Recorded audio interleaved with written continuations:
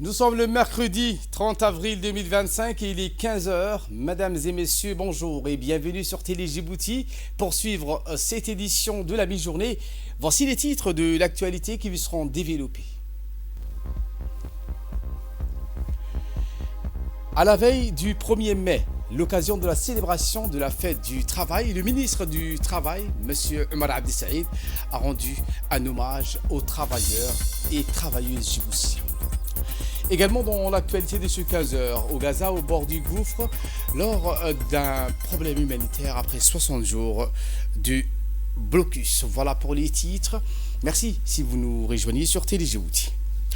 Avant de développer ces titres, ce communiqué qui nous vient de la présidence de la République et qui annonce la dissolution du Fonds souverain de Djibouti.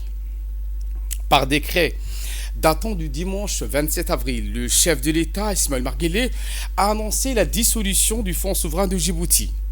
Cette dissolution met fin aux fonctions d'administration du fonds et à la mission de son directeur, M. Hassan Issa Sultan, inspecteur général de l'État, est nommé liquidateur du Fonds souverain de Djibouti. Cette décision souveraine de l'actionnaire étatique répond à une exigence de gestion proactive des ressources de la nation. Créé en mars 2020, le FSD, le Fonds souverain de Djibouti, devrait accélérer la diversification de l'économie nationale et générer donc les richesses à long terme en s'appuyant sur des co-investissements dans des secteurs stratégiques et structurants tels que l'énergie, les infrastructures, la santé, les technologies, le tourisme et l'éducation. Les autorités n'ont pu constater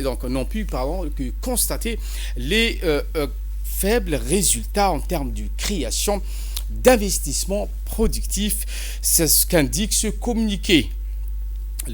Après 5 années d'existence, il est devenu évident que dans son format actuel, le FSD ne pouvait pas répondre aux objectifs qui lui avaient été assignés. Le gouvernement a entamé une réflexion sur la mise en place demain d'un outil mieux adapté, capable de répondre aux objectifs stratégiques de diversification et de co-investissement nécessaires pour le développement de Djibouti.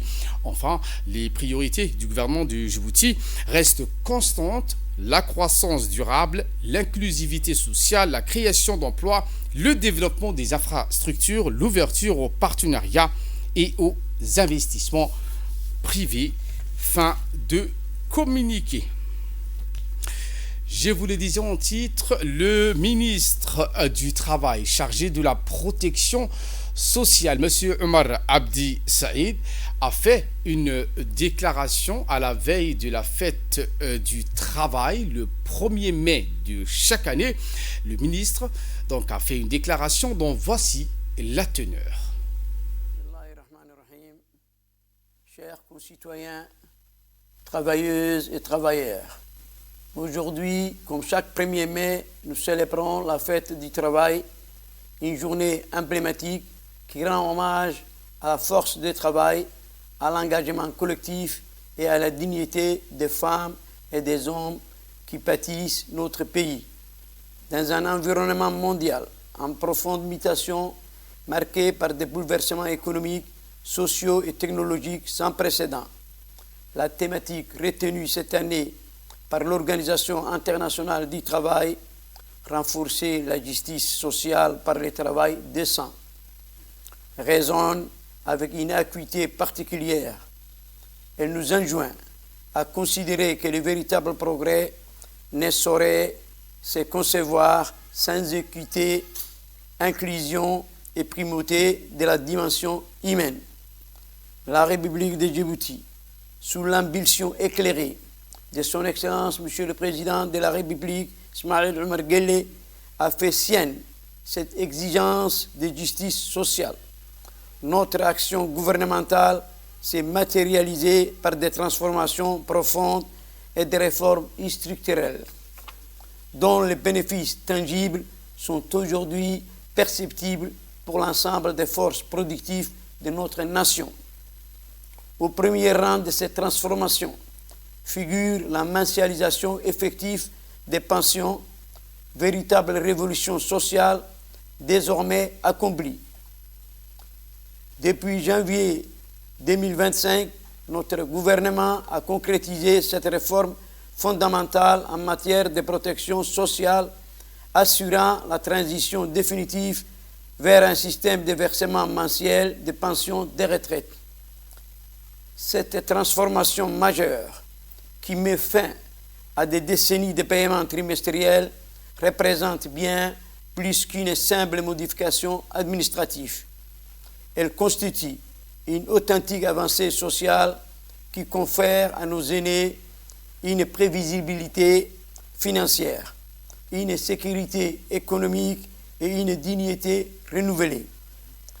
Travailleuses, travailleurs, cette réforme, fruit d'une collaboration exemplaire entre notre ministère, la Caisse nationale de sécurité sociale et l'ensemble des partenaires sociaux, illustre notre détermination à concrétiser des changements significatifs au bénéfice direct de nos concitoyens. Dans le prolongement de cette dynamique de transformation sociale et conformément aux orientations stratégiques définies par son Excellence Monsieur le Président de la République, notre département poursuit avec détermination l'ambitieux projet de révalorisation substantielle des pensions minimales.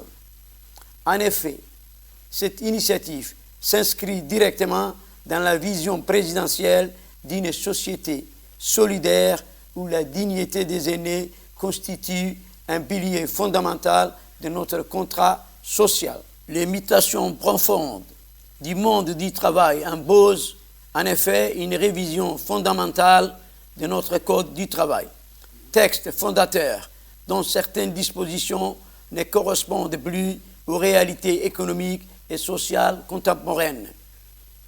Les travaux préparatoires ont d'ores et déjà permis d'identifier plusieurs axes prioritaires de modernisation, notamment l'adaptation du cadre juridique aux nouvelles formes d'emploi émergentes, la simplification des mécanismes de résolution des conflits du travail, le renforcement des protections contre toute forme de discrimination et l'élaboration des dispositions favorisant et spécifiquement l'emploi des jeunes et des femmes. Ce travail législatif de fond, bien qu'encore inachevé, progresse de manière satisfaisante et s'inscrit dans la continuité directe des réformes sociales précédemment évoquées.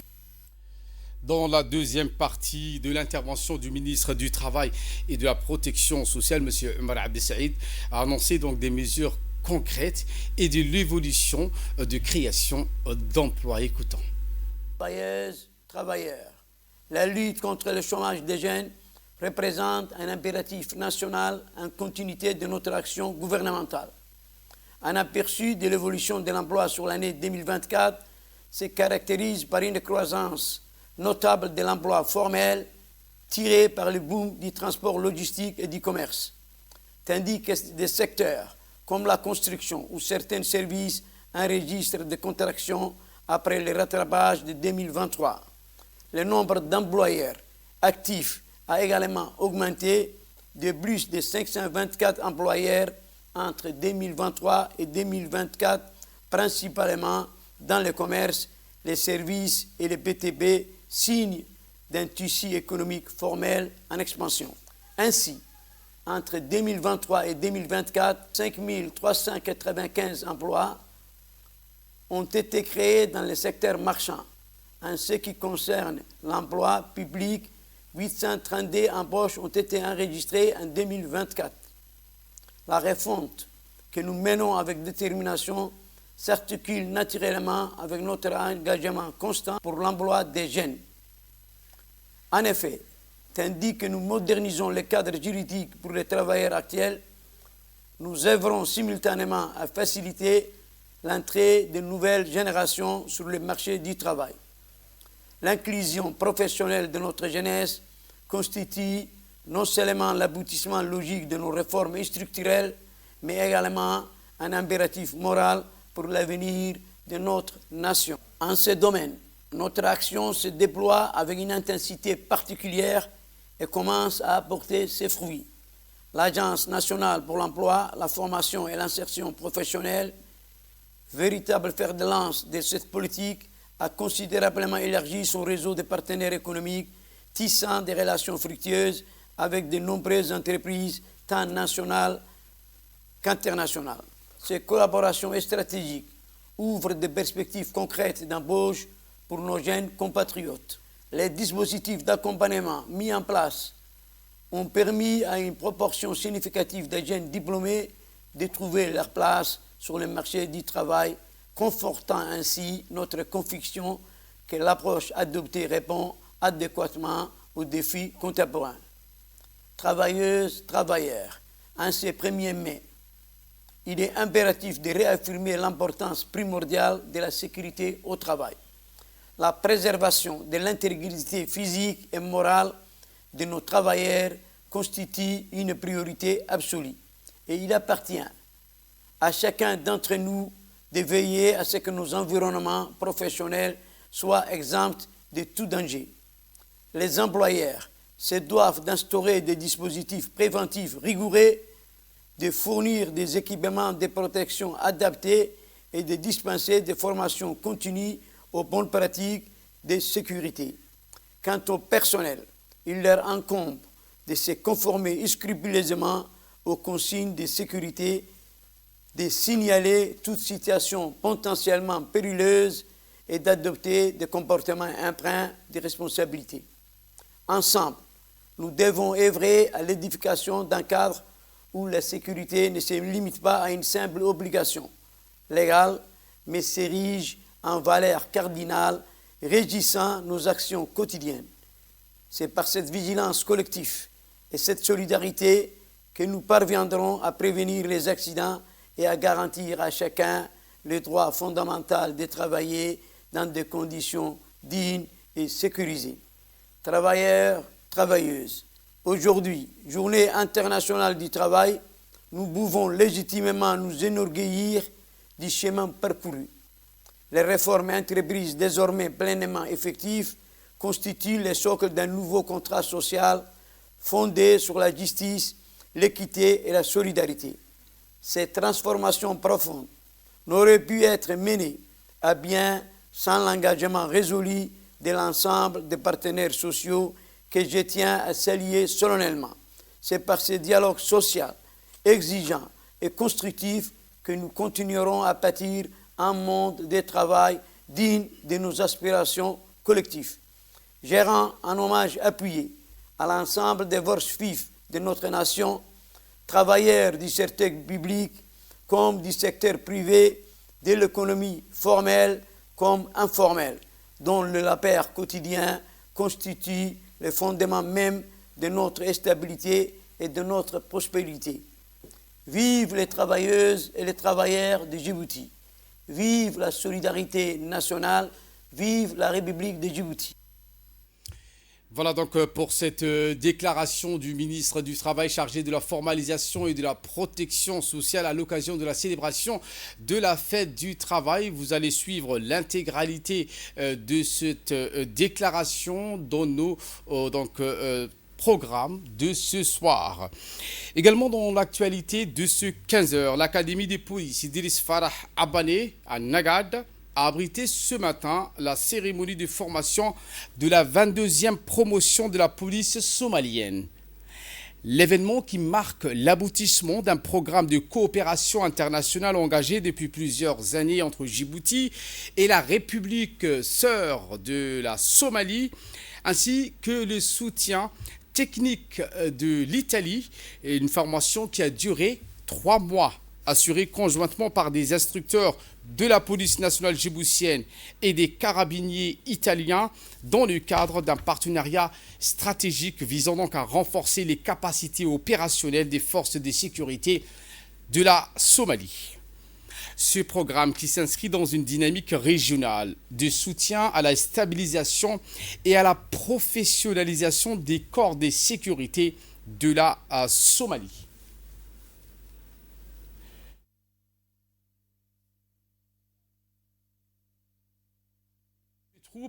Et ce en présence du ministre de l'Intérieur, M. Saïd Nouh Hassan, accueillis sur place par le directeur général de la police nationale, le colonel Abdurrahman Ali Kaïn, le chef de la direction de la police somalienne, le général Ousmane Abdillahi Mohamed, le commandant des carabiniers italiens, le général de corps d'armée Massimo Menetti et le directeur de l'académie de police, le lieutenant-colonel Omar Youssouf Omar.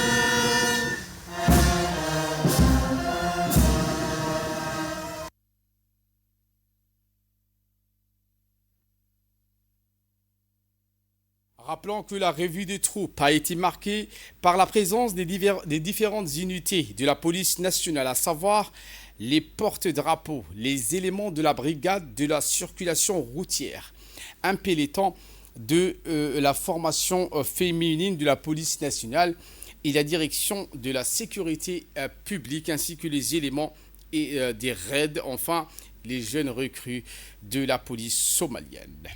La 22e promotion illustre le succès continu de cette collaboration tripartite qui a déjà permis à plusieurs centaines de policiers somaliens d'être formés ici à Djibouti dans un cadre rigoureux et professionnel. Les nouveaux diplômés regagneront donc prochainement leur pays pour servir leurs concitoyens avec honneur, discipline et compétence. Après donc l'accueil à cette cérémonie de la 22e promotion de la police nationale à Nagad, place maintenant aux séries des discours. En premier, le directeur général de la police nationale, le colonel Abdurrahman Ali Kaïn. Écoutons. Aujourd'hui marque une étape significative de vos parcours professionnels et personnels. Nous sommes réunis ici à Djibouti pour célébrer la conclusion de cette formation intensive et rigoureuse qui, je l'espère, vous a doté de compétences, de connaissances et de la confiance nécessaire pour servir à votre distinction des peuples somaliens. Ces dernières semaines, ces derniers mois, vous avez fait preuve d'un engagement sans faille, d'une soif d'apprendre et d'une détermination admirable.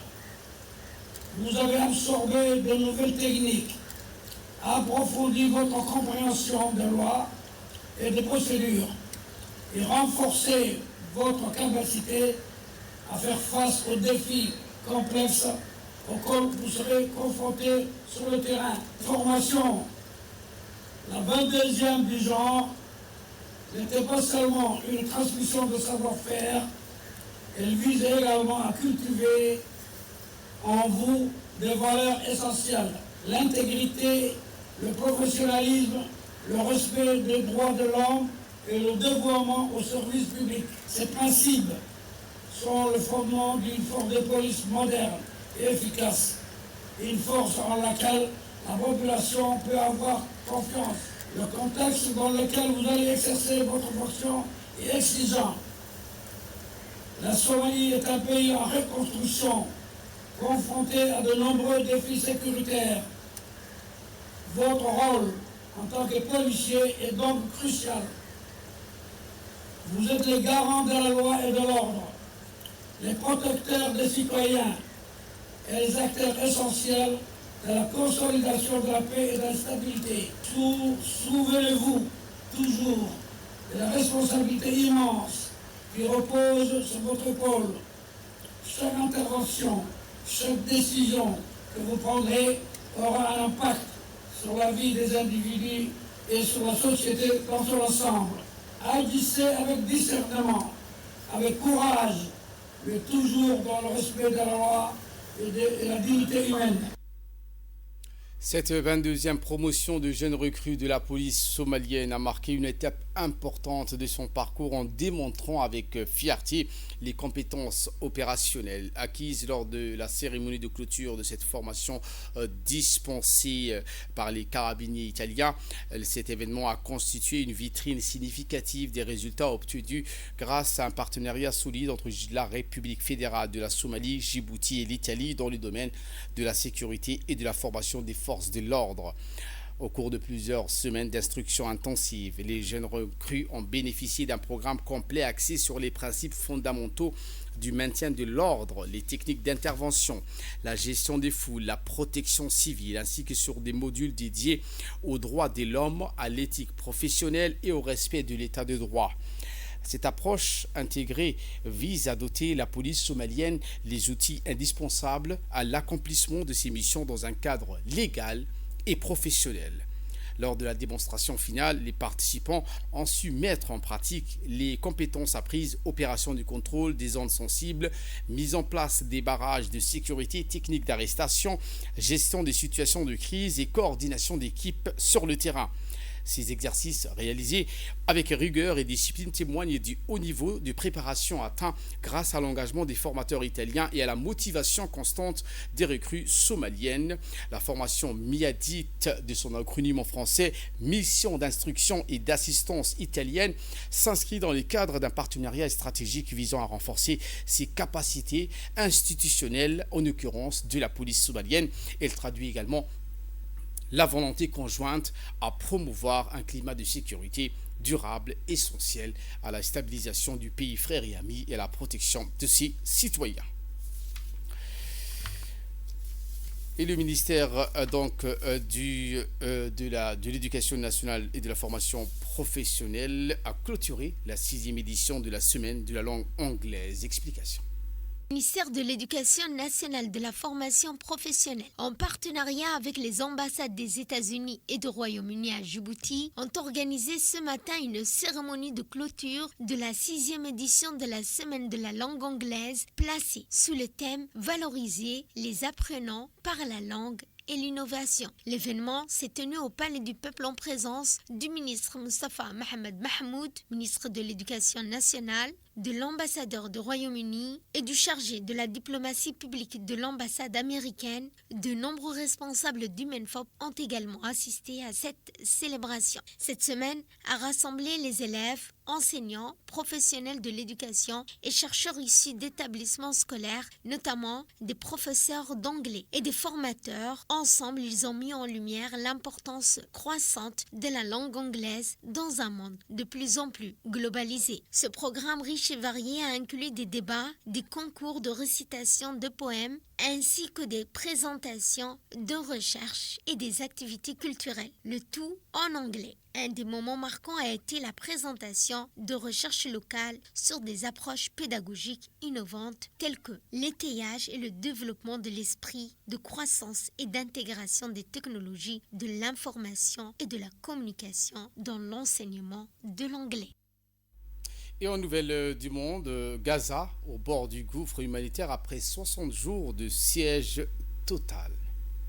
Le siège total imposé par Israël sur la bande de Gaza entre aujourd'hui dans son 60e jour, combiné aux bombardements israéliens qui se poursuivent sans relâche sur l'enclave palestinienne déjà ravagée. En 2 mois, les frappes aériennes, les opérations terrestres et le blocus humanitaire ont transformé l'enclave palestinienne en un champ de ruines. Au moins 38 Palestiniens ont été tués mardi à travers l'enclave, portant le bilan humain à un niveau sans précédent. Selon le ministère de la Santé, 52 365 personnes ont été tuées depuis le début de l'offensive israélienne en octobre et 117 905 autres blessés. Depuis l'aube, de nouvelles attaques israéliennes ont déjà fait au moins 16 victimes, dont 12 dans le centre de la bande de Gaza. La Cour internationale de justice a tenu hier mardi sa 2e journée d'audience sur les responsabilités humanitaires d'Israël en tant que puissance occupante, alors que le Qatar et le Royaume-Uni appellent à un retour